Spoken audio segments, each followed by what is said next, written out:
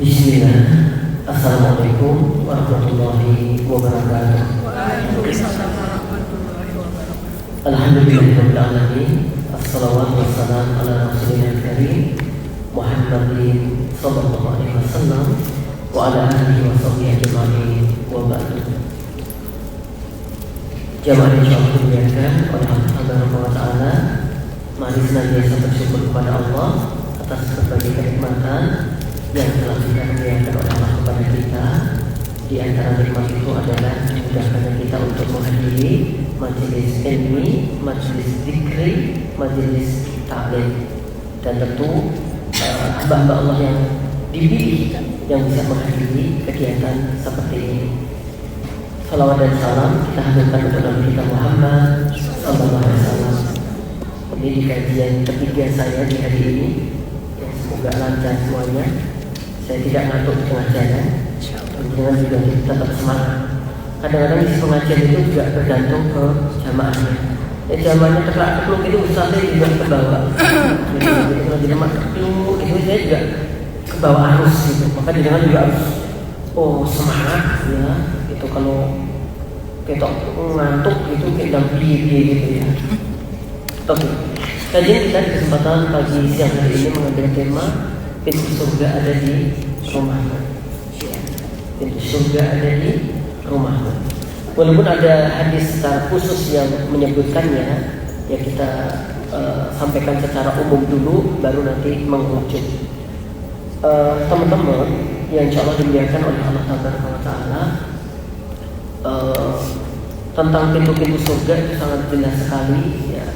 Misalkan nanti dalam surah Az-Zumar itu juga disebutkan Futihat abwabuha, dibuka pintu-pintunya, pintu-pintu surga. Ya. Walaupun juga nanti ada disebut juga pintu-pintu neraka begitu. Kemudian dalam hadis juga dijelaskan bahwa fil jannati samaniyatu abwab. Di dalam surga itu ada 8 pintu. Ya, nanti insyaallah akan kita jelaskan beberapa halnya. Ya. Dan di rumah kita ternyata juga ada pintu-pintu daripada surga itu. Sekali lagi, secara khusus ada, tapi kita akan bahas secara umum dulu. Ya, kita bahas secara umum dulu tentang pintu-pintu surga yang ada di rumah kita. Kalau kita lihat secara umum, misalkan di sini disebutkan bahwa pintu-pintu surga itu ada 8. Fil jannati samaniyatu abwabin. Di antara dari nama-nama pintu itu nanti disebutkan secara hadis tidak semuanya, hanya beberapa. Tapi nanti yang lainnya bagaimana bisa kita lihat di penjelasan yang lain. Kadang-kadang kata-kata 8 pun kadang tidak mutlak 8-nya. Artinya bahwa banyak dan seterusnya. Kita lihat yang pertama, yaitu ada namanya pintu as-shalah. Yaitu pintu melalui pintu sholat. Jadi barang siapa yang pengen masuk surga, dia bisa melalui pintu namanya babus sholat. Babus sholat itu artinya seorang hamba masuk surga melalui pintu amalan yang benar-benar dia jaga. Makanya dalam bab sholat teman-teman harus benar-benar bisa khusyuk, fokus. Ada nasihatnya Yahya bin Zakaria yang disampaikan kepada Bani Israel. Nasihat yang kedua itu ini. Hendaknya kalian menjaga sholat. Fa'idha sholaitum fala taltafitu. Hendaknya kalian menjaga sholat. Dan kalau kalian sedang mengerjakan atau menegakkan sholat, fala taltafitu. Janganlah kalian berpaling. Kalau kita ingin masuk surga melalui pintu sholat, ya, maka kita benar-benar menjaganya. Kata Nabi Yahya bin Zakaria, dan ini perintah dari Allah, bahwa kalau hendaknya kalian menegakkan sholat, kalau pas sholat jangan berpaling. Fa innallaha, karena Allah tabaraka wa ta'ala itu menghadapkan wajahnya kepada orang yang sholat malam taltafitu, selama hamba Allah itu waktu sholat tidak berpaling kemana-mana. Gitu loh. Jadi fokuskan sholat itu menghadap ke tempat sujud. Dan Imam Ibnu Qayyim di dalam kitab Al-Wabil Shayyib, beliau katakan bahwa berpaling itu ada dua. Satu, berpaling secara fisik. Ya. Jadi ada loh kadang-kadang sholat itu tambah baca tulisan ini. Apa ini? Asma itu kenapa ya? Harusnya kan sholatnya ke tempat sujud kan, dia baca ini apa, Ar-Rahman Ar-Rahim gitu. Ini tempat sujud. Gitu. Jadi ada orang sholat yang kedua matanya kemana-mana. Ya. Apalagi kalau ada, mohon maaf, sekalipun ini mungkin nanti lagi kampanye, teman-teman mendukung paslon yang mana? Ya, ada yang nomor 1 itu Pak Teguh, yang nomor 2 Pak Respati. Ya, itu jangan sampai terus sholat pakai baju-baju kampanye begitu. Ya, itu ganggu yang lainnya itu. Apalagi ini tidak cocok dengan partainya, tidak cocok dengan pilihannya. Termasuk mau kena. Ya, jangan ditulisi. Kalau mau tulisan mungkin di depan aja biar gak ganggu orang. Ditulisi Sri Yulianti RT 2, itu bisa ganggu orang. Nah, kalau bisa tulisan itu mungkin di depan atau di mana gitu. Ini namanya berpaling secara fisik. Dan ternyata bukan hanya berpaling secara fisik, ada ketika orang itu sholat berpaling secara pikiran atau hati. Kelihatannya melihat ke tempat sujud, tapi hati dan pikirannya kemana-mana. Nah, makanya Utsman pernah mendatangi Nabi curhat tentang keadaan orang yang sholat. Dia menceritakan dirinya sholatnya itu nggak bisa khusyuk. Kemudian Nabi mengatakan, sesungguhnya kamu diganggu setan yang bernama khinzib atau khunzat. Ini setan spesialis pengganggu orang sholat. Ini spesialisnya. Gitu. Jenengan tuh kadang-kadang nyari cincin nggak ketemu, tapi pas sholat ketemu. Kelingan. Oh iya, aku tadi pas mandi cincinnya tak copot. Jadi sholatnya nggak zikir, tapi sholatnya nyari cincin. Mustajab. Iya. Oh berarti emang sholat itu mustajab ya? Bukan mustajab, kamu lagi diganggu setan itu. Ya, sholat itu bukannya untuk Allah, tapi nyari cincin. Nah, kalau kata itu, maka bagus sholat nih ya. Jadi ada orang yang bakal masuk surga melalui pintu apa? Sholat. Makanya kalau kamu sedang sholat, jangan kemana-mana, baik hati atau pandangannya. Pandangannya diupayakan bisa menatap tempat sujud dengan baik. Kemudian bacaan-bacaan sholat dibaca dengan baik. Terus pikiran, hati juga tolong difokuskan bahwa kita ini sedang ibadah. Dulu ketika kami kecil SD dikasih tahu sama guru agama, sholat garuk-garuk ping 3 batal. Iya kan? Ya.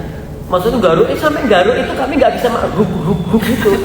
Ya, sampai satu, kata lagi mana gitu, ditahan-tahan. 2, gitu. Nggak buru-buru gitu. Ya mungkin secara fikih emang tidak begitu sih, tapi itu lebih menjaga supaya kita waktu sholat tidak banyak gerak-gerak yang nggak berarti. Ya, oke. Jadi ada pintu surga melalui pintu apa? Sholat. Nah, untuk itu tolong sholatnya dijaga dengan banget, dengan baik. Jangan taltafitu, jangan berpaling. Baik secara fisik kedua matanya atau secara pikiran dan hatinya. Yang kedua ada namanya babul jihad. Ini hadisnya ya, ada hadisnya ya, yaitu melalui pintu jihad. Jadi masya Allah teman-teman kita yang di Gaza, yang di Rafah, yang di Palestina itu, masya Allah pintu jihad untuk saudara-saudara kita di sana sangat terbuka. Semoga yang telah meninggal dunia dicatat oleh Allah sebagai orang yang mati syahid. Allahumma amin. Kemudian ada juga namanya babus sodaqah. Ya, babus sodaqah, pintu sodaqah. Ya, maka teman-teman, sodaqah itu kan ada 2 ya. Ada sodaqah namanya sodaqah sir, sodaqah yang rahasia. Tapi juga boleh melakukan sedekah dengan sedekah alaniyah, sedekah yang terang-terangan. Dua-duanya dibolehkan. Tapi tentu yang lebih utama adalah kita yang sir. Kita melakukan sedekah alaniyah monggo, tetapi tolong juga harus ada sedekah yang sir. Yang kalau dalam hadis 7 golongan yang bakal mendapatkan naungan di hari kiamat, la dilla illa dillu, gak ada naungan kecuali naungan dari Allah. Di antaranya apa? Orang yang bersedekah yang dilakukan tangan kanannya tidak diketahui oleh tangan kirinya, gitu. Tapi bukan berarti nggak boleh dong sedekah kelihatan, boleh karena beberapa hal. Nah kalau nggak boleh, kotak infak lewat nggak jangan isi tuh nanti mesti. Ya pura-pura tidur atau apa gitu. Ya.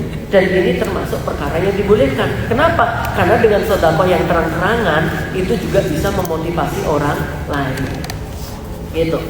Ya, saya itu pernah ingat banget jemaah ketika pengajian di Menara Al-Quran itu, ya. Jadi ada mbah-mbah itu namanya Mbah Temon, Mbah Pupon. Ya. Itu masya Allah, saya ingat banget. Ya, Mbah Pupon ini kalau pas mau pengajian mesti pengen deket kota infak. Kota infaknya kan gede gitu kan. Nah, habis itu biasanya dia minta tolong untuk bantui untuk masukkan uangnya ke kota infak itu. Suatu ketika yang datang saya terus tak gandeng mbahnya itu, mas, ya aku tolong didekatkan ke kota infak. Habis sampai di situ dia minta, mas tolong bukakan dompetku, ya tolong masukkan ke kota infak. Mbah Pupon ini masya Allah, ya walaupun di dompetnya itu ada remason, yang PPO, pokoknya serba fresh cash gitu. Ya, tapi masya Allah. Dan Mbah Pupon ini unik, beliau itu orang yang suderungon. Maksudnya apa? Pendengarannya sudah tidak berfungsi dengan baik, tapi tetap pengen pengajian.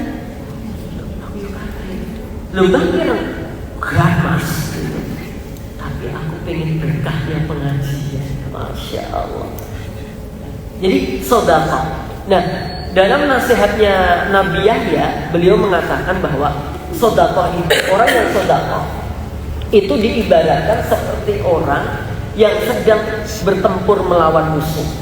Ketika dia bertempur, dia ditangkap oleh lawan, oleh musuh. Nah, ketika dia ditawan, habis itu dia mau dieksekusi, dia mengatakan, izinkan aku tebus diriku dengan harta-harta yang aku miliki. Kemudian si musuhnya tadi membebaskannya, yaitu setelah tentara kita tadi menunjukkan di mana tebusannya. Nah, orang yang bersedekah itu seperti itu, teman-teman. Yang mungkin seharusnya dia masuk neraka, tapi karena dia dengan bersedekah, akhirnya harta yang disedekahkan itu menjadi tebusannya dia untuk mengeluarkan dari neraka, untuk membebaskan dirinya dari azab neraka dengan sedekah tadi.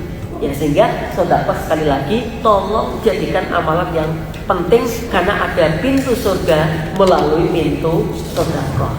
Dalam hadis Bukhari, di dalam kitab Al-Adabul Mufrad, di sana ada Asma dan Aisyah radhiyallahu ta'ala anha, ya, berbeda dalam bersedekah. Yang satu ketika sedekah itu dikumpulkan dulu, ya. Yang satunya pokoknya hari itu ada langsung disedekahkan. Jadi di sini ada ternyata, ya, beliau-beliau itu sudah melakukan, ada dengan cara dikumpulkan dulu di rumah, nanti ini sudah lumayan disedekahkan. Ada juga yang pengen langsung diberikan begitu saja. Jenengan pakai yang mana? Yang langsung. Oh, yang langsung. Aku tahu kenapa jenengan pilih yang langsung. Supaya nggak kepake. Supaya nggak kepake. Nah, nek banyak kepikiran lah, kadang-kadang begitu. Ya, wis kadung akeh itu mikir gitu. Atau kadang kita memang pengen dan selesai urusan sedekah itu. Nabi Muhammad SAW itu pernah kalau nggak salah pimpin sholat asar. Habis itu tiba-tiba habis sholat beliau keinget emas yang harus segera disedekahkan. Beliau langsung balik ke kamar, ya, kemudian langsung memerintahkan kepada orang untuk disedekahkan. Orang-orang di masjid pada takjub, kaget, kenapa ya Nabi kok langsung ke kamar begitu.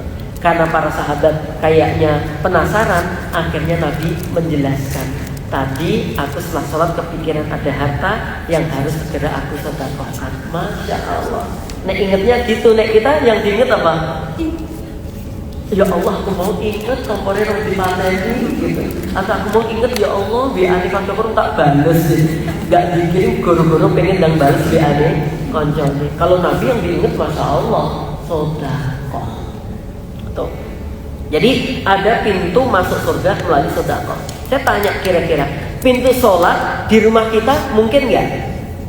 Pintu surga berupa sholat di rumah kita bisa nggak? Bisa. Sekali lagi, walaupun nanti ada hadis khusus tentang pintu surga yang di rumah kita, secara umum kita masuk surga melalui pintu sholat di rumah kita bisa. Gitu. Makanya sebaik-baik sholatnya laki-laki itu di rumah. Perempuan. Belum selesai.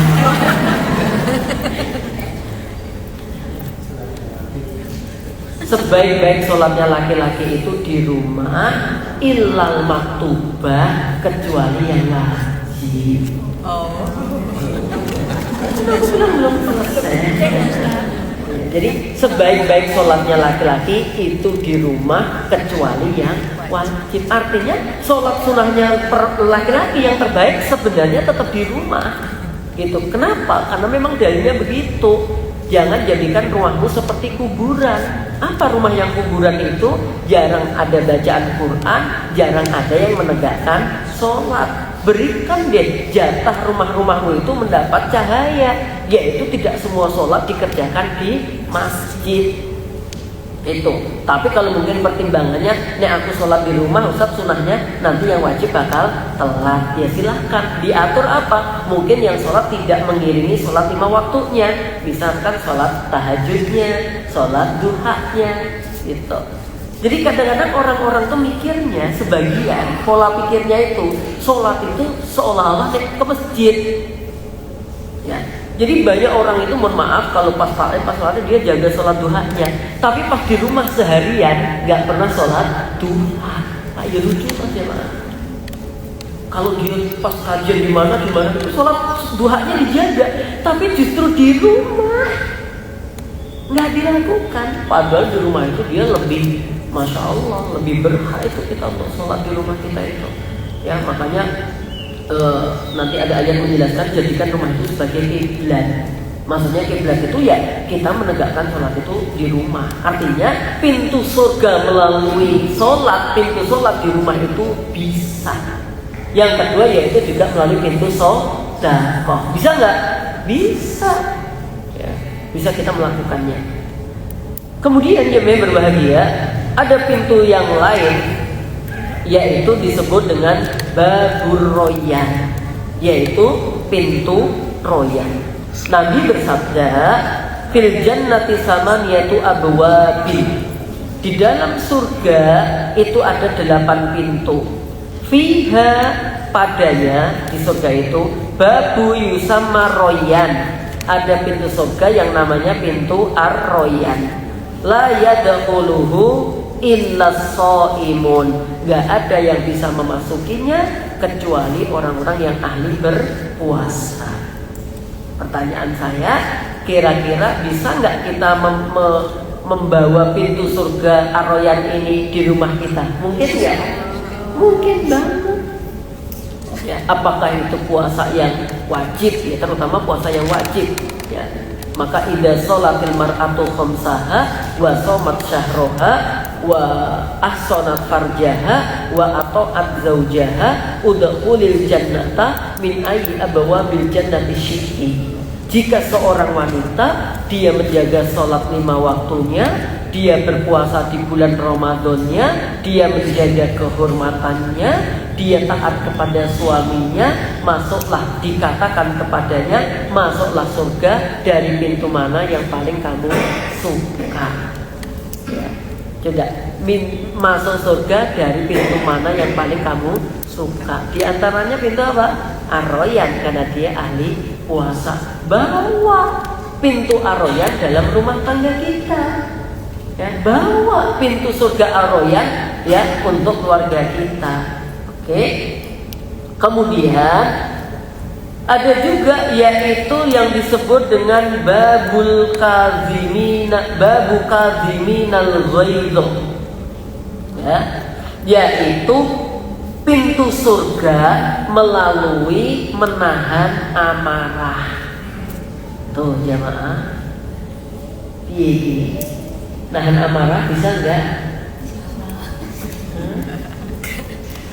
Kok kayak aku ini kata kulit sing kuwi? Kadang bisa, kadang enggak. Oh kadang bisa, kadang enggak. Tergantung. Aku tak pintu-pintu sing lain bae tapi aku tak masuk yang pintu sedekah, pintu sholat, tapi aku sing kuwi ketoke angel gitu.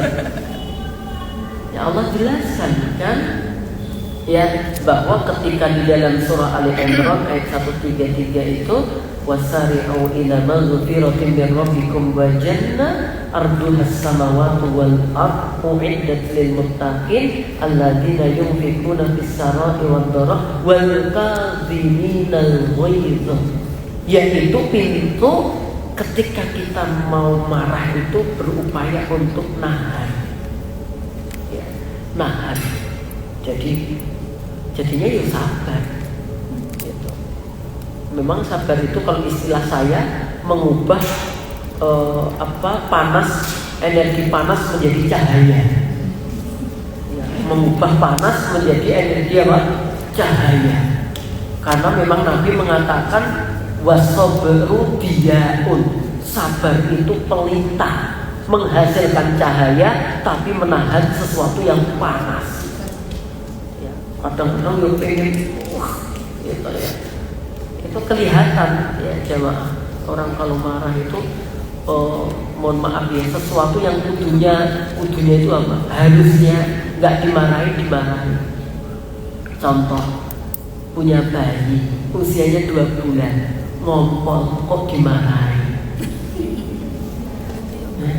Ngompol kok alah relek bagi ini kok ya ngompol.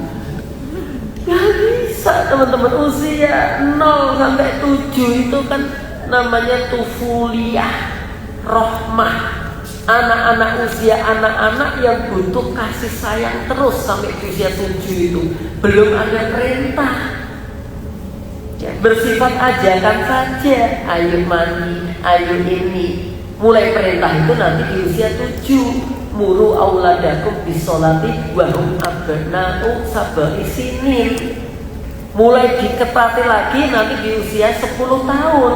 Wadribuhum alaiha ya, mulai diajak diskusi lagi. Nanti mulai 11-12 masa transisi, 15-12 itu udah mulai ajak diskusi ya, disuruh-suruh mulai bantah itu gitu. Teman-teman yang berbahagia ya, maka coba deh jangan langsung marah gitu loh ya. Kenapa harus langsung marah ya, dilihat sebabnya apa ya. Wal kadhiminal ghaidh, ada pintu surga yang bernama kadhiminal ghaidh, yaitu pintu yang mana bagi orang-orang yang mampu menahan amarah. Sudah berapa pintu itu tadi? Berapa? 5. Kemudian yang ke-6 yaitu babul aiman ya, yaitu pintu di mana orang masuk surga itu melalui ahli kebaikan apapun ya. Babul aiman ini orang-orang yang suka aiman itu kan kanan gitu ya. Ya, jadi ahli kebaikan. Ya, ahli kebaikan. Ada juga yang memahami orang yang selalu memenuhi janji ya, jadi kalau dia bersumpah berjanji selalu menepatinya. Terus bab yang keberapa? Pintu yang keberapa sekarang? 7. Udah ke-7? Iya. Yaitu pintu baburodin, pintu ridho, yaitu ridho terhadap apa yang telah ditetapkan Allah ya. Pintu di mana kita selalu setiap keputusan Allah itu tidak pernah berkeluh kesah. Ya. Tadi daerah mana yang hujan teman-teman? Ada kan yang pagi-pagi hujan gitu, ada loh yang nesu-nesu. Besok-esok kok hujan toh caca gitu. Ya Allah. Ya, padahal kalau kita tinggal menerima saja, asik kok hujan di pagi hari itu. Seneng. Ya, kalau nggak salah semalam ya, itu juga lumayan hujannya ya. Terus ya, Masya Allah. Jangan mencela hujan. Nggak boleh kita mencela hujan. Kalau ngabari nggak apa-apa. Mbak, gonamu piye? Hujan deras, itu nggak apa-apa. Tapi kalau dengan nada dan hati yang nggak suka, itu nggak boleh. Bohong kira-kira terang-terang gitu. Sampai aku mangan gitu. Emang apa hubungannya hujan dengan mangan jemaah? Mungkin dia nggak ada stok makanan ya, sehingga dia nggak bisa keluar. Oke. Nah, nanti ternyata jamaah tidak dibatasi 8 pintu. Ya, tafsiran ulama banyak banget. Nah, hal ini mungkin berdasarkan ijtihad ya, kita ambilkan yang ke-8, yaitu pintu yang disebut dengan babu birril walidain, atau bab yaitu birrul walidain. Ya, kalau bacanya dari bab ya babu birril walidain, atau kalau kita bisa yaitu birrul walidain.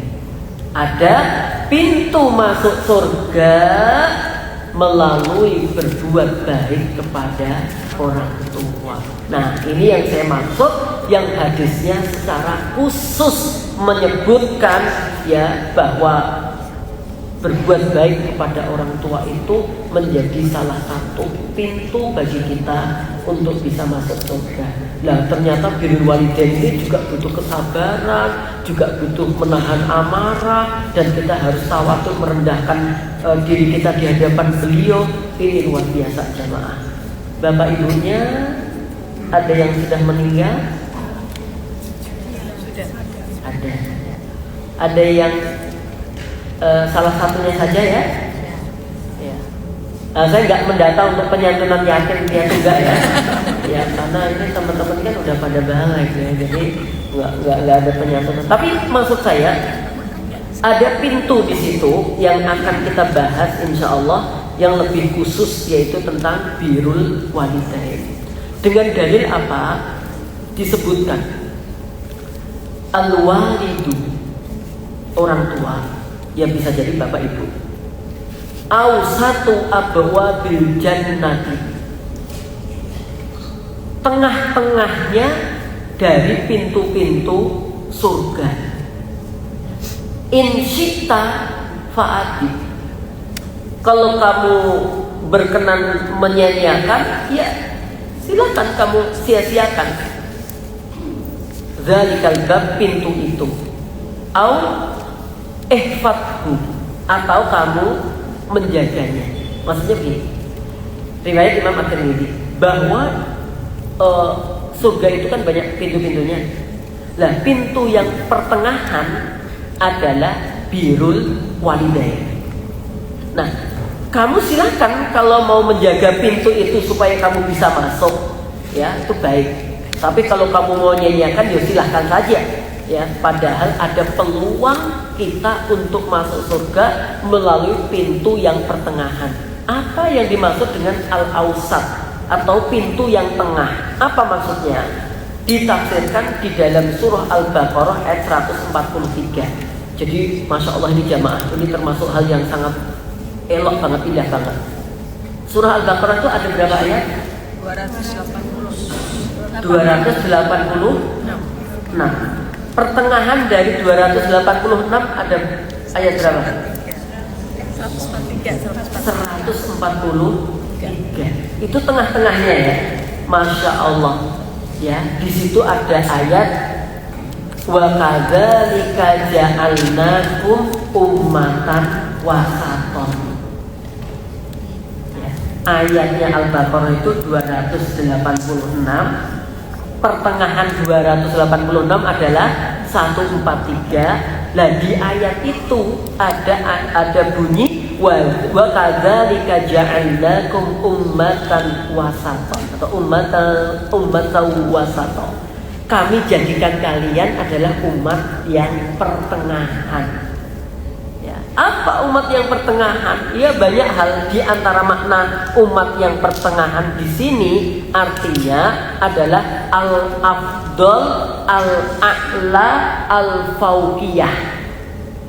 Umat pertengahan itu artinya umat yang paling utama, umat yang paling tinggi, umat yang paling derajatnya baik. Makanya wasaton itu bukan hanya pertengahan, tapi baik. Dan termasuk babu birril walidain, masuk surga melalui pintu pertengahan, yaitu pintu berbuat baik kepada orang tua. Ini termasuk pintu yang sangat paling baik. Itu teman-teman. Karena memang urusannya nanti berbuat baik kepada orang tua itu menempati setelah kita beribadah kepada Allah. Ya, beribadahlah kepada Allah. Wa qad rabbuka alla ta'budu illa iya wa bil walidaini ihsana. Dan aku wasiatkan kepada kalian wahai manusia, janganlah menyekutukan Allah dan selalu berbuatlah baik kepada kedua orang tua. Masya Allah. Nah, maka kesempatan itu jangan disia-siakan untuk berbuat baik kepada kedua orang tua ini. Karena ini ada pintu yang luhur, ada pintu yang tinggi, ada pintu yang nilainya unggul melalui berbuat baik kepada kedua orang tua. Di sini nanti akan saya jelaskan juga berbuat baik kepada kedua orang tua saat beliau masih ada, dan berbuat baik kepada kedua orang tua saat beliau telah kembali kepada Allah Ta'ala. Kita lihat dari beberapa keterangan di sini, ya. Jamaah yang berbahagia yang insya Allah dimuliakan oleh Allah Tabaraka wa Ta'ala.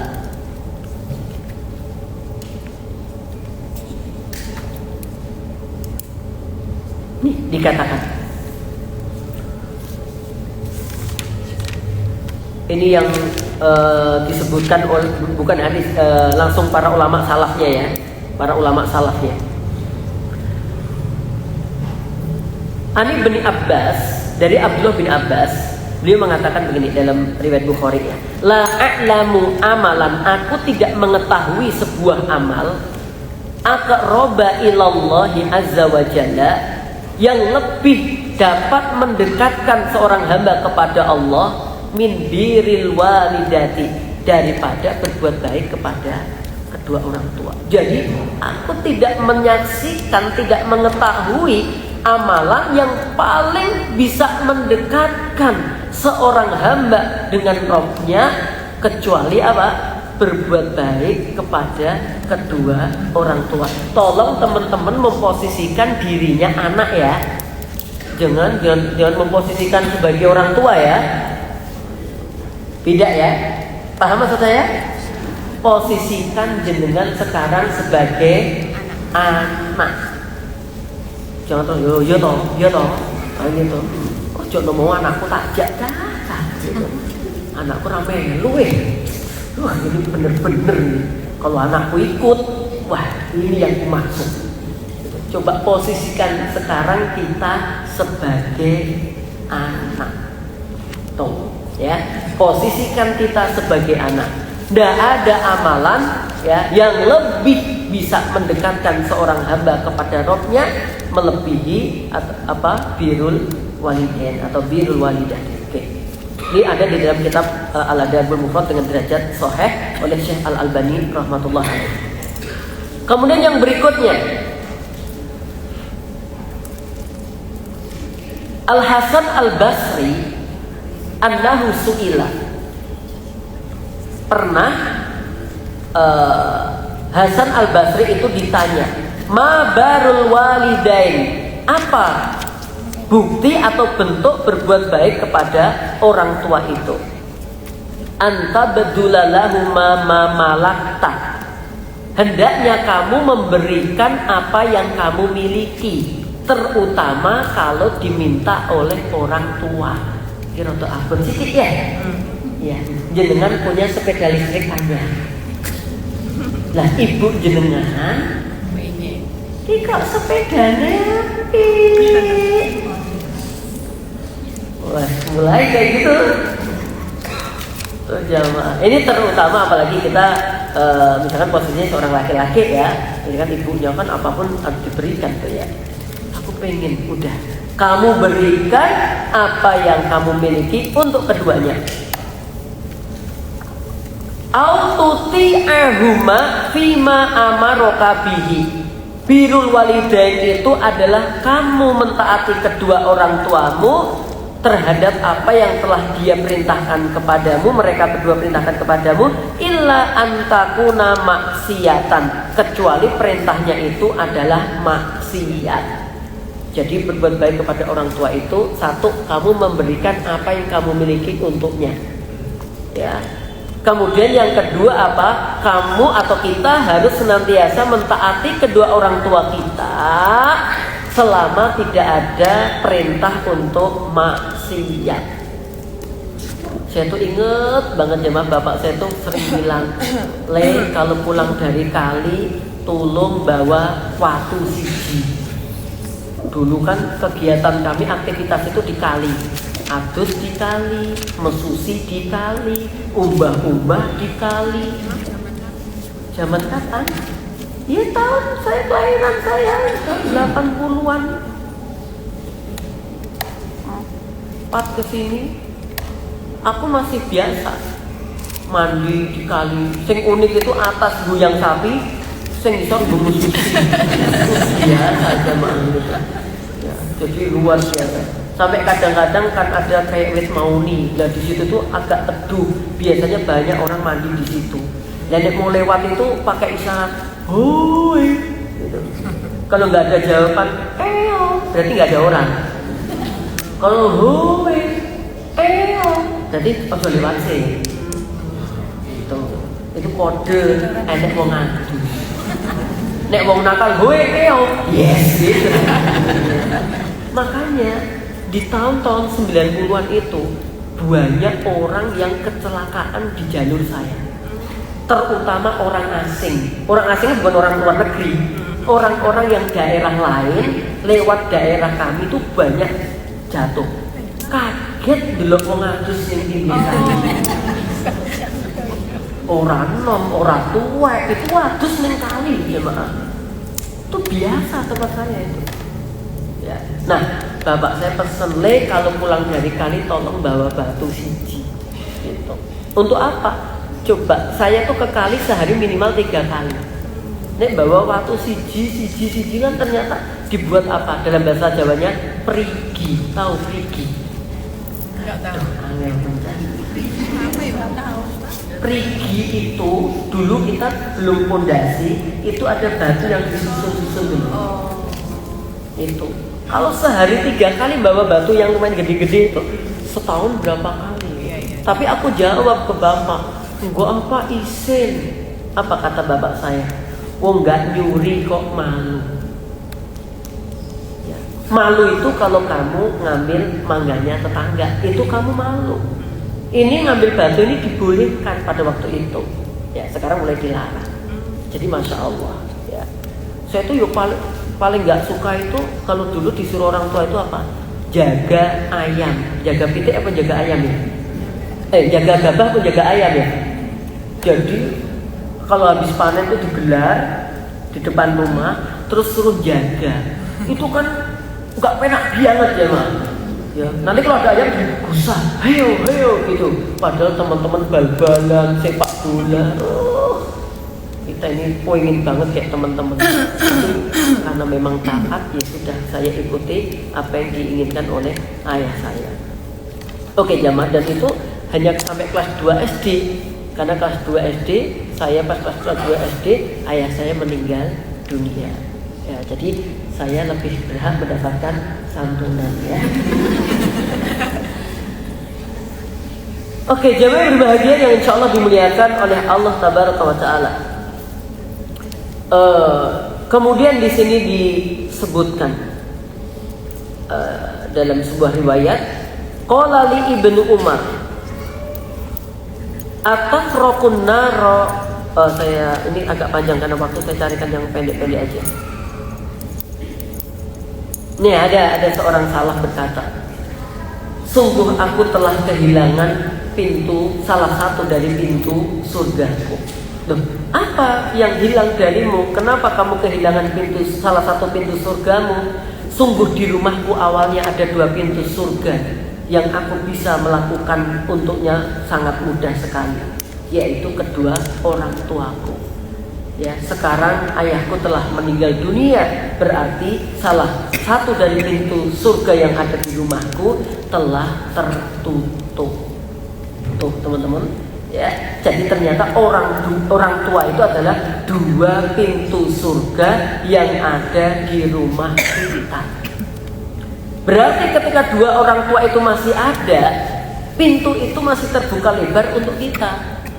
Kata Nabi, kalau kamu mau menyia-nyiakan ya silahkan, tapi kalau kamu mau menjaganya dengan baik ya silahkan. Jangan sia-siakan 2 pintu surga.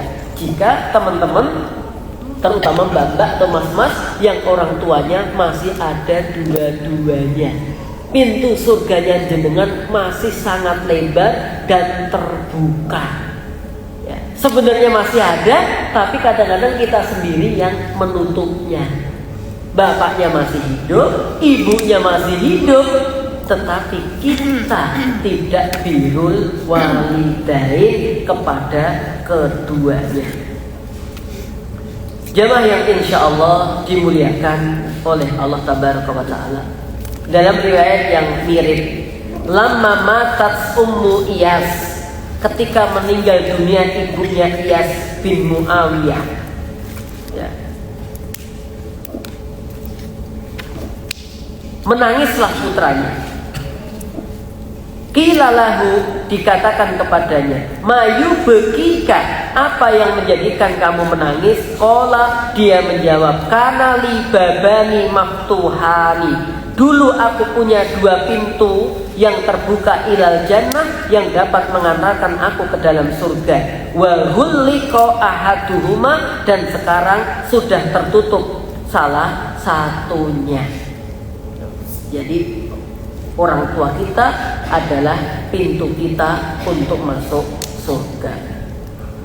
Disebutkan bagaimana orang yang berbuat baik kepada kedua orang tua itu, la yambagi lil waladi ayyad fa'ayyada walidihi anhu idza dorobahu. Di antara birrul walidain adalah seorang anak tidak menghalangi ketika tangan orang tuanya menyebleknya. Apa menyebleknya? Dorobahu, memukulnya. Jadi tidak nangkis. Ya, walaupun jenengan ibu-ibu, mbak-mbak ini wis ahli taekwondo ya, atau apa silat apa ya, kalau orang tua misalkan Arab jewer atau Arab apa karena kesalahan kita, nggak boleh melawan. Window aja, nggak boleh. Ya, kita harus mapan. Rene. Mau Quran bar maghrib ning dia tapi sini hukum. Oh, gitu. Walaupun sudah dewasa. Iya? Walaupun sudah dewasa. Walaupun sudah anak dewasa. Udah dewasa. Iya. Oh, anak kecil aja mapan apalagi udah dewasa. Ya. Sampai siapa? Nabi Ibrahim memerintahkan si Nabi Ismail untuk menceraikan istrinya. Ya. Jadi kita nggak boleh. Ya. Apalagi dewasa kan lebih pintar menghindar kan ya. Kita tetap walaupun kita sudah dewasa, orang tua tetap orang tua kita. Jadi kita juga harus, pokoknya jangan sampai ada menolak kalau orang tua kita menghukum kita karena memang kesalahan kita. Nah ini nanti diperpanjang dikira KDRT ya Mak ya. Ini ada ini sekarang itu didik anak itu ya baik guru ataupun orang tua ya orang nyabet nggak oleh ini, jangan kan nyabet wong getak sidik aja sekarang dilapor ya sama ya Allah. Sekarang getak bocah sidik ini pelili ngono terus lapor ning Pak ya. Apalagi Pak aparat terus guru ini masuk penjara sama gitu. Sekarang tuh apa ya, merdeka banget anak-anak itu sekarang. Oke, jamaah yang berbahagia yang insyaallah dimuliakan oleh Allah Ta'ala. Ya jadi gak boleh menahan, menghindar, melawan ketika orang tua mau mukul kita. Mau nyeblek kita, mau apa kita, wis mapan. Ya. Dulu yuk kami itu sombong-sombongan sama teman-teman. Main bola sore-sore, ya kan? Udan. Padahal simbol itu mesti nggak boleh kita main bola sore-sore. Terus ditanya, "Engko nek Senin mbokmu piye?" Teman saya bilang, "Loh, saya ikut-ikutan temanku. Senin ini rungokne no. Nek sabeti rasane no, begitu." Ya toh. PD itu Senin ini rungokke, sabeti rasane. Sampai di rumah. Ya, tenang bener memang. Simbol itu sambil ngerinci kayu, ya mau dijual, itu tanya, "Kondile?" gitu. Itu pertanyaan yang nggak butuh jawaban. Ya karena memang simbol saya ngerti, saya belan-belan. Gitu. Mapan, suruh mapan. Gitu. Ternyata itu bener-bener diswamblok saya mah. Mbok ulangi meneh. Ya, dan seterusnya. Ternyata wah bener. Ya nggak bisa Indo juga gitu. Nah, jamaah berbahagia. Kemudian yang berikutnya adalah nih.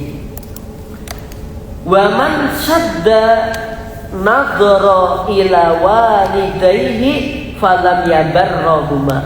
Barang siapa yang mendahsyatkan pandangannya kepada orang tua, maka dia bukanlah orang yang berbuat baik kepada kedua orang tua. Maksudnya melilit. Tahu melilit jamaah? Apa bahasa Indonesia-nya melilit apa? Melotot. Jadi kalau dipandang orang tua atau memandang orang tua itu kita harus dengan pandangan yang teduh, yang sejuk. Gak berani ngangkat wajah, apalagi orang tua sedang marah. Udah dengarkan aja sambil dingkul, orang sah sambil jawab. Kecuali memang pertanyaan. Itu, udah itu. Gak boleh melotot. Melototin orang tua menunjukkan tidak berbuat baiknya anak kepadanya. Nih anak-anak dulu gitu, nih anak sekarang melotot biasa ya. Iya kan? Mama marah, ya. Itu tambah kenapa sih anak-anak zaman sekarang itu? Mama marah toh? Tak. Gitu. Dulu kita gimana gitu? Langsung gini. Gak berani ngangkat itu, gak berani. Iya. Dan berharap ada tamu. Supaya apa? Iya, berharap ada tamu. Ya Allah, muka-muka kendang oleh kamu, ya Allah, ya Allah, mohon tulis ya Allah, ya kamu, ya Allah. Assalamualaikum. Alhamdulillah. Gitu. Waalaikumsalam, gitu. Ini lumayan bisa menghindar dari jamaah. Paling nggak udah selesai lah itu nanti. Kalau enggak itu sampai lama itu. Ya, jamaah yang berbahagia yang insya Allah dimuliakan oleh Allah Tabaraka wa Ta'ala. Gak boleh kita kemudian melototin orang tua dengan pandangan yang nggak enak, gak boleh. Wa man adkhala alaihima hazanan faqad aqahuma maaf. Dan barang siapa yang memasukkan kesedihan ke dalam hati orang tua, faqad aqahuma, sungguh anak tersebut telah durhaka kepada orang tua. Ya. Jadi kalau memasukkan rasa sedih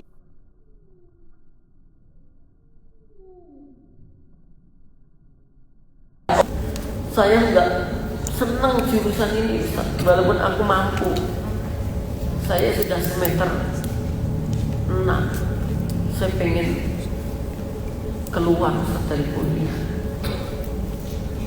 Dulu yang mengatakan saya tak boleh ini. Ibu, kamu bisa tapi nggak suka aja, nggak nyaman. Udah selesaikan kuliahmu. Aku nggak suka Ustaz. Kamu pengen nggak orang tuamu bahagia? Pengen Ustaz. Di antara cara membahagiakan orang tuamu adalah ketika dia pengen sesuatu, kamu selesai kuliah, dia bahagia, ini keberkahan untukmu. Kadang-kadang kita melakukan sesuatu jujur aja nggak seneng sebenarnya itu, tapi karena pengen orang tua bahagia, itu bagian daripada birrul walidain, teman-teman. Terpaksa dia sebenarnya kuliahnya, tapi karena untuk membahagiakan orang tua, itu adalah kebaikan. Bahkan nanti ada, dan jangan kamu pernah melarang orang tua. Melarang ini maksudnya memang sebenarnya kita nggak cocok, tapi hal itu diingini orang tua, ya nggak dosa sih. Contohnya apa? Ada salah satu jamaah kita itu punya ibu. Lah ibunya itu setiap temennya jual telur kampung mesti dibeli, padahal telurnya masih ada, tapi mesti. Suatu ketika dilarang. Yang larang itu menantunya. Bu, telur ayam kampungnya masih ada. Itu aja, kalau ibu mau digodok atau diapa, jangan beli lagi. Si ibunya jawab, iya dulu, aku ngerti kalau telur ayam kampungnya masih ada, tapi sing dodol kuwi kancaku nduk, aku ora tega. Nek dia sore-sore nawarke kesini kok nggak tak beli, aku mikir kok tinggal tuku beras opo. Orang tua tuh begitu. Terus si anaknya bilang, ya tapi kan dipikir dewe. Coba apa habis itu? Si ibunya pergi ke rumah saudara dari ini, pergi. Guru-guru apa coba? Boleh beli Tuh, akhirnya pergi ke rumah saudaranya dan tidak mau balik. Nah, suaminya kan, ibu mau apa nih? Tak nasihati baik-baik kok. Gitu. Dan telurnya masih ada kok. Ternyata ngandani bocah mbek wong tuwek. Nek bocah itu nanti misalkan kita kandani ini toh, terus dia nangis ini selesai. Nek orang tua berhari-hari, berpekan-pekan, berbulan-bulan gak mau balik ke rumah anaknya. Coba jemaah. Artinya kalau memang kita mampu, uang yo ada, jangan ngotak-ngatik keinginan orang tua yang seperti itu. Ambil saja nilai positifnya. Telurnya bisa jenengan masak atau jenengan sodatohkan ke orang lain. Karena tujuannya ibunya temen ini bukan untuk makan telurnya. Tahu nggak tujuannya apa? Ngelarisi temennya. Ini kisah di daerah sana. Yang daerah sini, Pak Cerida itu mana? Oh, situ mirip. Si ibunya ini udah sepuh, suka beli permen relaksa. Tahu permen relaksa? Tapi belinya dia itu, ya ada dia makan, tetapi yang lebih banyak dia berikan ke anak-anak sing dolan. Jadi kalau nanti beli, dia ada anak-anak dikasihkan gitu. Nah, anaknya juga merasa dia itu minta uang ke anaknya gitu kan, langsung dimarahin gitu. Hampir sama kasusnya. Wah, akhirnya si ibunya ini nggak mau keluar kamar. Coba teman-teman, jangan pernah melarang orang tua. Selama itu tidak jelek dan kita mampu, wis jangan ngutek-ngutek. Yakin ya maaf, keadaan orang tua itu sekali, kan itu kesenangan. Dilarang. Makanya kalau saya, simbol saya ke Solo, ya, beliau itu mesti bawa arit. Bawa arit. Wah, ini pokoknya suket rumput-rumput itu dirosi kayak jemaah. Sampai aku tuh punya yang namanya tanaman itu habis ini. Ini tuh nggak penting ini. Habis. Tapi ada saya nanam namanya kamboja di depan rumah, apik banget. Itu indah lah. Itu titipan dari teman saya, cocok sebenarnya. Simbol saya bilang, ojo nanam kamboja ning arep. Kamboja itu ide kok mati ya. Padahal aku nggak mikir-mikir itu. Tapi kalau iya kan untuk di rumah saya pengingat mati, dipindah sedikit dipindah. Ya aku jadi cinta banget sebenarnya dengan kamboja itu. Maka dia tak bongkar, tak pindah ke samping rumah.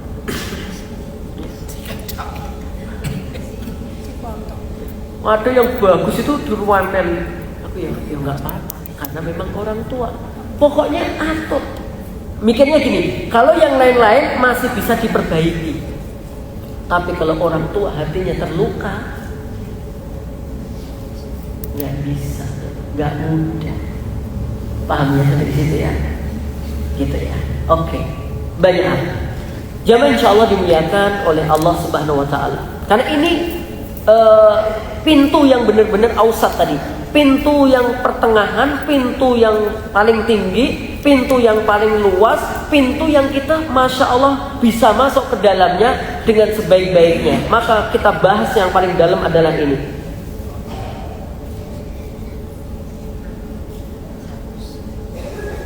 Kemudian ada di sini bagaimana kita berbuat baik kepada kedua orang tua, ya, saat masih hidup ataupun sudah meninggal dunia.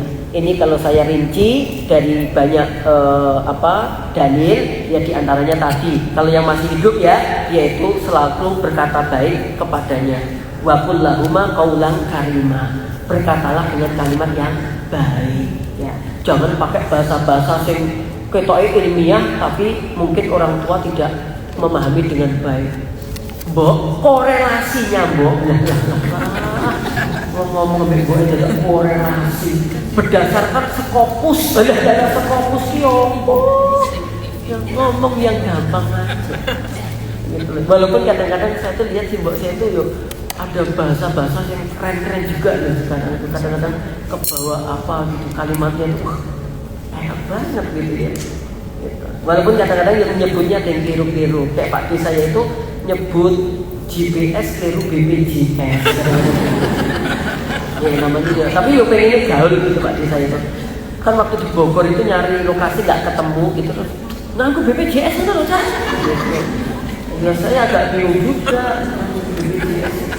Iya. Gitu. Oh ternyata itu GPS. Terus yang satunya itu juga ya pengen bangga ke anaknya. Alhamdulillah mas, anakku saya terus foto kuliah jurusan apa Pak?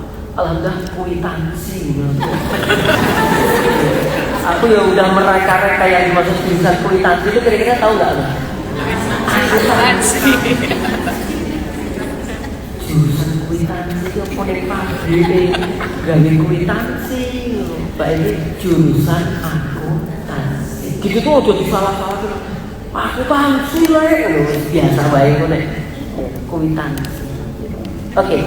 Yang kedua apa? Merinci dari yang tadi, taat selama tidak maksiat. Ya, apa? Taat selama tidak maksiat. Yang ketiga, ad-du'a ulahuma, selalu mendoakan keduanya. Yang keempat, menafkahi orang tua. Catatannya, jika orang tua kita termasuk orang tua yang muhtajin, benar-benar membutuhkan nafkah dari kita. Kalau memang beliau berkecukupan, ya tidak perlu anaknya memberikan nafkah kepada orang tuanya, karena kita punya tanggungan kepada pasangan atau kepada anak-anaknya. Tapi kalau orang tua minal muhtajin, termasuk yang membutuhkan, maka kita harus memberikan nafkah untuknya. Kemudian yang kelima, ini yang rincian dari saya, ya, tidak mengangkat suara tinggi baginya, ya, jadi tidak bengok, tidak ini. Nadanya itu kan kadang-kadang kita kelihatan, misalnya gini, dok, nah sesok kowe wes itu lo, itu kadang-kadang ngangkat tinggi yang kayak apa? Yang gini loh, yo sido, masuk asido, nah itu loh.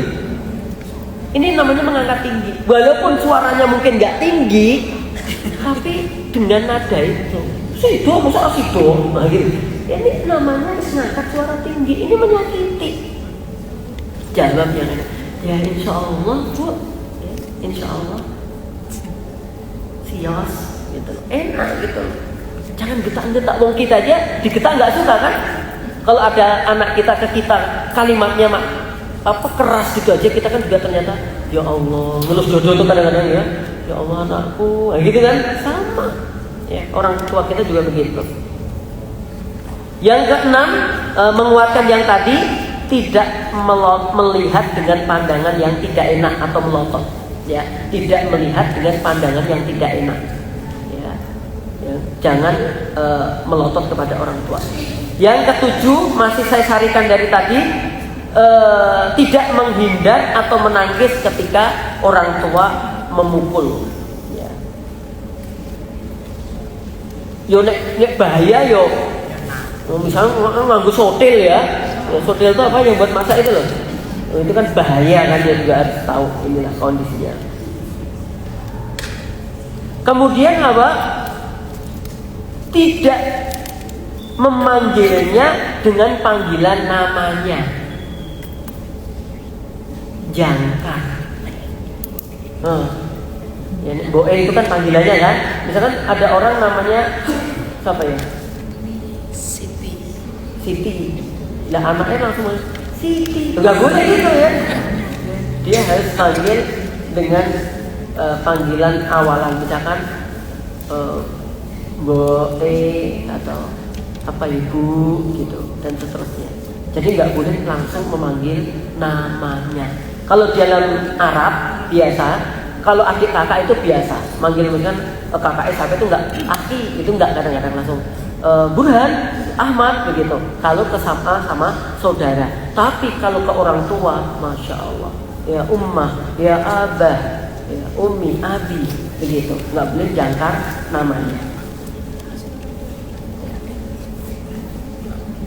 Kemudian yang keberapa?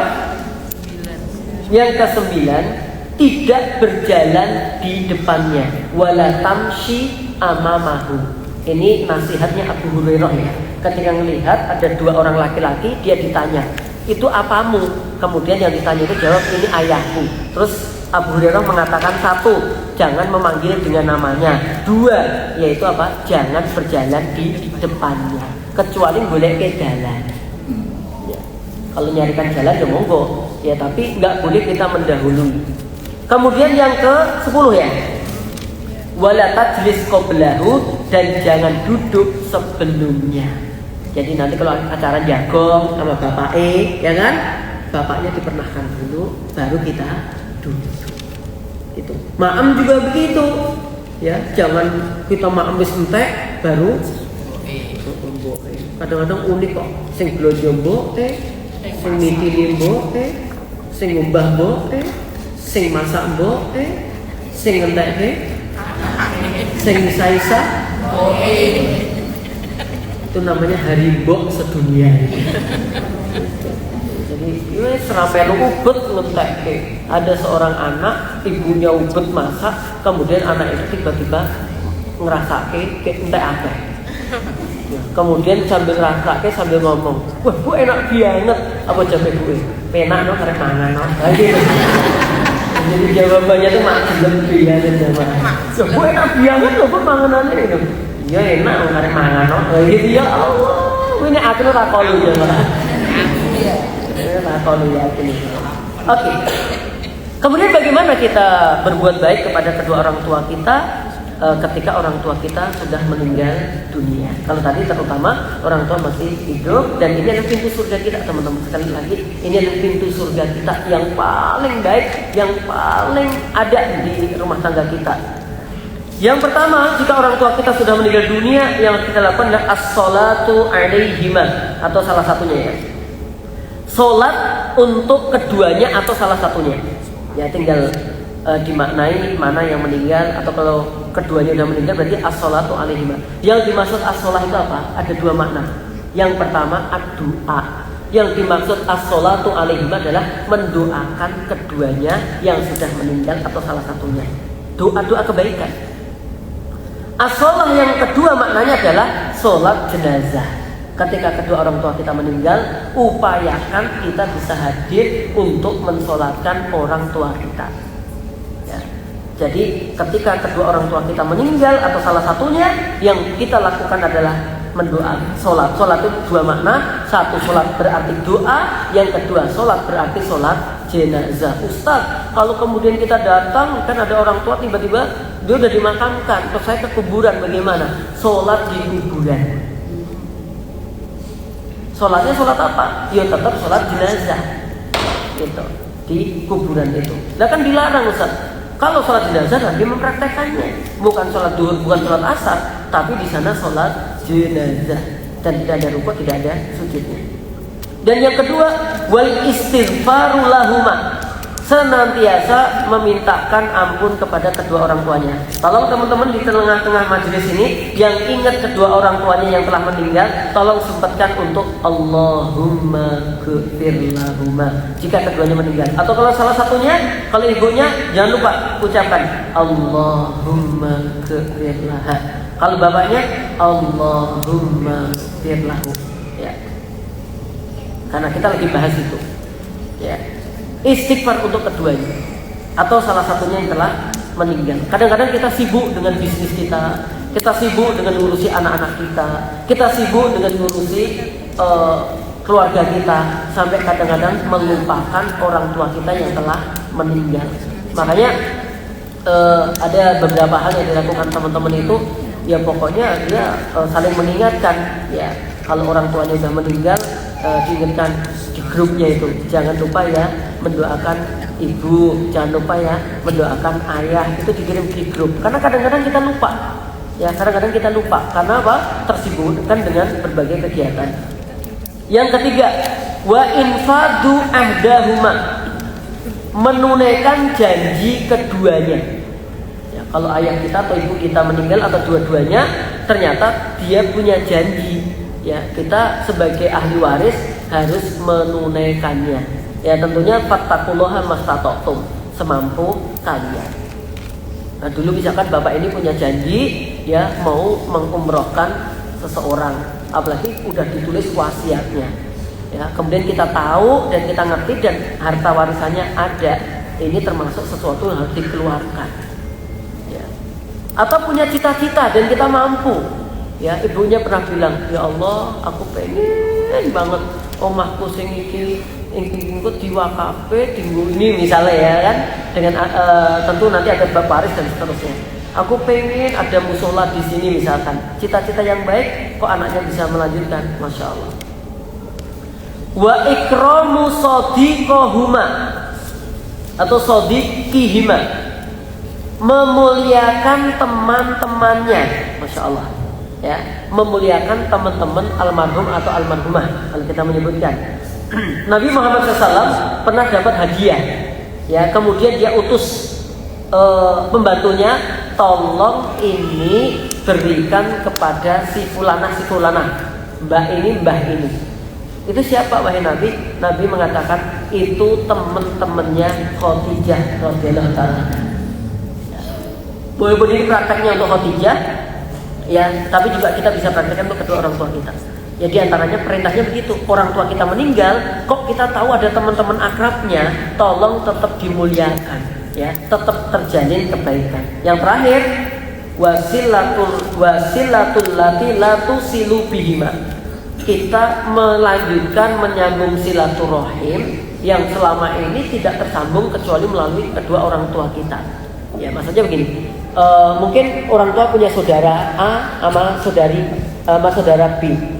Nah, orang ini nggak bisa ketemu ya pendapat-pendapatnya itu kecuali adanya bapak. Nah, ternyata kita ini termasuk yang dipercaya oleh keduanya ini. Makanya kita harus hadir di tengah-tengah keluarga itu, berperan sebagai kedua orang tua kita dulu, mendamaikan. Kalau ada apa-apa kita bisa membantu penyelesaiannya dengan penyelesaian yang baik. Teman-teman yang berbahagia, sungguh pintu surga ini ya ada di rumah kita ini. Kadang-kadang mohon maaf, kita telah menyia-nyiakannya karena kurang sabarnya kita, atau kita belum ngaji sebelumnya, Sehingga kadang-kadang yang muncul adalah penyesalan. Ya Allah, mau kita, aku getun banget. Apa getun itu? Gila banget.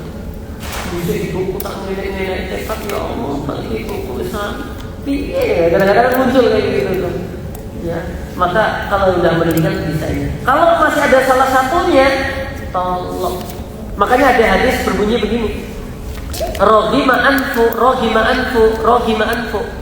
Ada yang lanjutannya roghima anfu rojuli. Celaka. Kila man ya Rasulullah. Kemudian sahabat bertanya, siapa yang dimaksud celaka itu wahai Nabi, atau rugi itu siapa? Qala, Nabi menjawab, man adraka abawaihi indal kibari ahaduhuma au kilaihima. Orang yang mendapati ya kedua orang tuanya dalam keadaan tua, dua-duanya atau salah satunya, falam yadkhulul jannata, kok sampai dia nggak masuk surga, itu aneh banget gitu. Ada hamba Allah ketemu dengan kedua orang tuanya dalam keadaan tua, satu atau kedua-duanya masih ada, kok sampai hamba ini nggak masuk surga, itu aneh banget ya Pak. Aneh banget. Kenapa? Karena pintu surganya itu terbuka lewat itu. Gitu. Nah, untuk itu kami mohon teman-teman yang orang tuanya masih ada, jangan sia-siakan pintu surga ini. Ya, kadang-kadang ya, mungkin Ustaz menceritakan simboe pena, ibuku nuwe lan tatat murah arek tatanan hidup wong. Si ibuku terus sembuh kayak tatat sampai air-air Indonesia ibuku dewe. Setiap aku masak untuk digotongin mulai macam-macam. Tapi kalau punya ibu kayak gitu, yo sabar. Ya kita upayakan ada perubahan ya semampu kita. Gitu. Apapun itu ibu kita, apapun itu ayah kita, gitu. Kita harus berupaya untuk tetap baik kepadanya. Ya selama tidak membedakan kepada maksiat. Bahkan di dalam surah Luqman begitu kan, wa sahibihuma fid dunya ma'rufa. Ya, kamu harus memperlakukan baik untuk kedua orang tuamu. Mohon maaf, sekalipun beda keyakinan agama saja, kita tetap harus berbuat baik kepada orang tua kita. Apalagi orang tua kita itu seakidah, seagama dengan kita. Yang kita turunkan adalah ego kita, dan yang kita pandang adalah balasan dari Allah. Ridho fi ridho masdar. Ridhonya Allah berada di ridho kedua orang tua. Wasuhtullah, dan murkanya Allah ada di murkanya kedua orang tua kita. Siap berbuat baik kepada kedua orang tua teman-teman? Siap ya? Ya, kalau masih ada, tolong nanti kesukaannya orang tua apa itu dibelikan gitu. Kayak simbol saya itu naik buah yang murah-murah itu pir, terus anggur. Jadi kalau saya pulang ke Nabi, pasti tak bawakan senangnya Masya Allah. Pir, anggur gitu. Kayak talok, cekluan itu sering gitu. Makanya dulu saya pernah pengen membahagiakan simbol itu, tak belikan kicak gitu loh jamaah. Kicak itu kayak gaplek sing wis koyo iki. Terus tapi dikasih gula gitu. Nek mama ini enak gimana gitu. Tak bawakan ke simbol. Lombok makman cocok sangat. Ternyata di luar dugaan saya simbol. Walah bisa panganan ini saya bawa. Maksud saya itu biar ternyata bisa semangat nih saya itu bertukar gimana ternyata itu kayak gitu. Maksudnya itu tambahan yang pakai simbol jangan zaman ini kayak tiwul gitu tau, tak boleh kayak tiwul mbak tiri mana mbak tiri apa mbak tiri gunung kidul gitu membuat tiwul dino satu butuh pakai mbak yang oleh ya Allah kadang-kadang. Oke, silakan. Ternyata udah jam ini. Kalau ada satu aja ya.